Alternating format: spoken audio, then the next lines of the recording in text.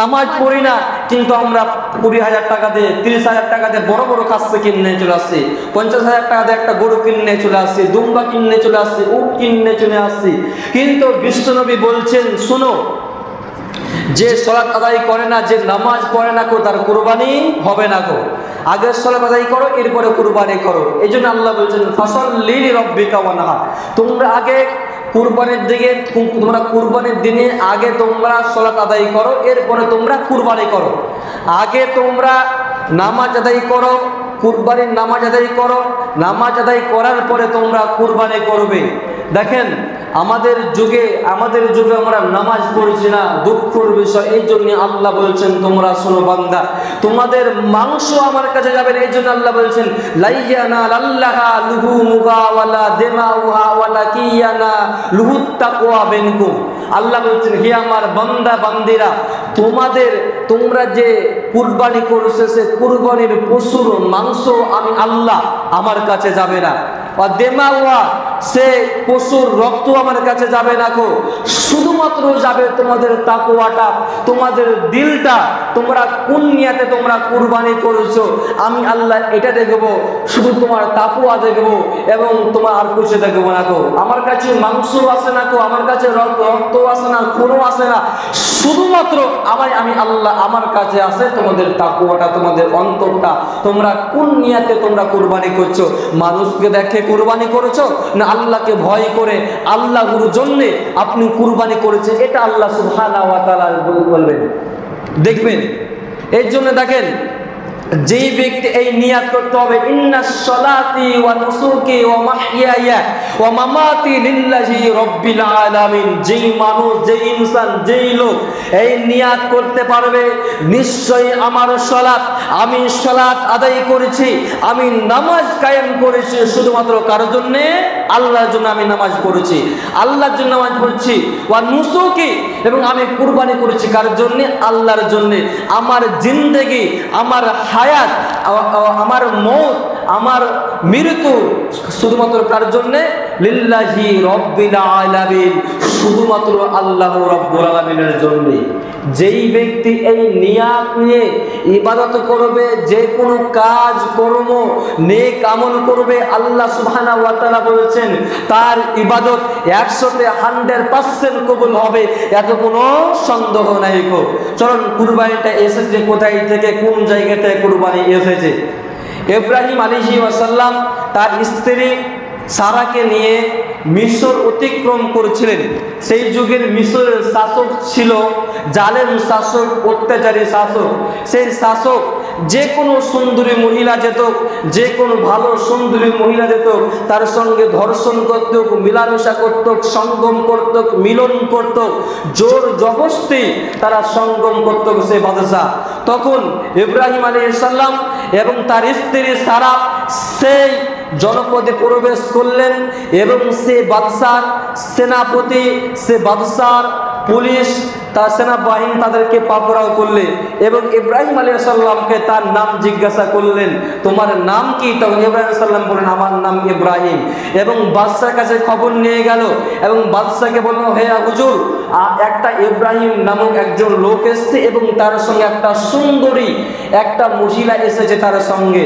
তখন বাদশা বলে, যাও, তাকে তুমি নিয়ে এসো গা।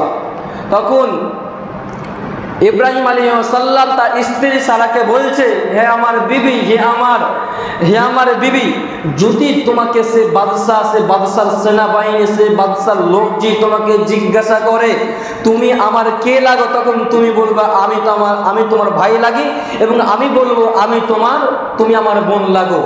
কেননা আল্লাহর কসম করে আমি বলছি, ইব্রাহিম আলাইহিস সালাম বলছে, আল্লাহর কসম করে বলছি, দুনিয়াতে তুমি আর আমি ছাড়া আর ঈমানদার কেউ নাই গো। অতএব তুমি এবং আমি দুইজন দিনই ভাই বোন।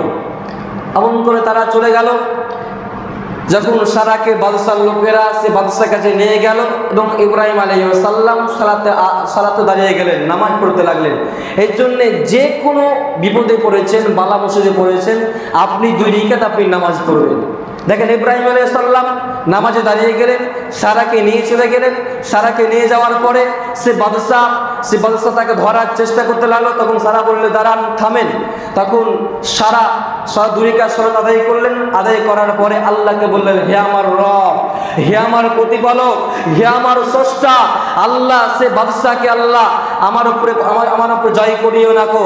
আমি আল্লাহ যদি তোমাকে আমি এক আল্লাহ বলে বিশ্বাস করে থাকি এবং তোমার নবী ইব্রাহিমকে বলে যদি আমি বিশ্বাস করে থাকি, মেনে থাকি, এবং আল্লাহ আমি আমার লজ্জা স্থান কোনো মানুষকে দেখতে দিনে গো, আমি আল্লাহ আমার লজ্জা স্থান সুরক্ষিত জায়গা আমি রেখেছি আল্লাহ, এই বাদশাকে আল্লাহ আমার উপরে তুমি আল্লাহ জয় করিও না গো। এই কথা শুনে, এই কথা আল্লাহ দরবারে সঙ্গে সঙ্গে দোয়া মঞ্জুর হয়ে গেল।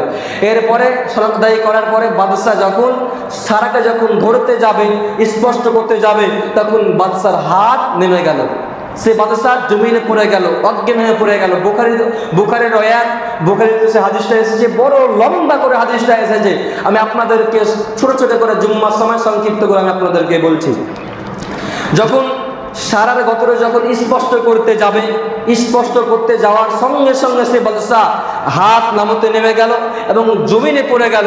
জমিনে পড়ে যাওয়ার পরে সে সঙ্গে সঙ্গে ছিটপিট করতে লাগলো, তার মুখ বন্ধ হয়ে গেল। তখন পায়েতে পায়ে সে জমিনে আঘাত করেছে।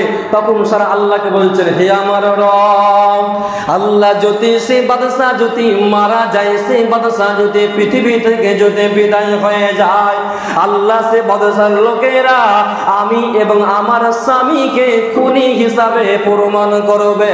অতএব আল্লাহ সে বাদশাকে তুমি সুস্থ করে দাও, তুমি তাকে ভালো করে দাও। এরপরে এই দোয়া করার সঙ্গে সঙ্গে সে বাদশা আবার পূর্বের মতন হয়ে গেল। পূর্বের মতন হয়ে যাওয়ার পরে বন্ধুরে, হয়ে যাওয়ার পরে বন্ধু আবার সে বাদশা সারার গতর স্পষ্ট করতে যাবে, ধরতে যাবে। আবার সে বাদশা জমিনে পড়ে গেল। জমিনে আবার পড়ে যাওয়ার পরে আবার সে বাদশা সারাকে বলছে, এ সারা, তুমি তোমার রবের কাছে আল্লাহর কাছে দোয়া করো, আমি আর তোমাকে স্পষ্ট করব না, আমি তোমাকে ধরবো না গো।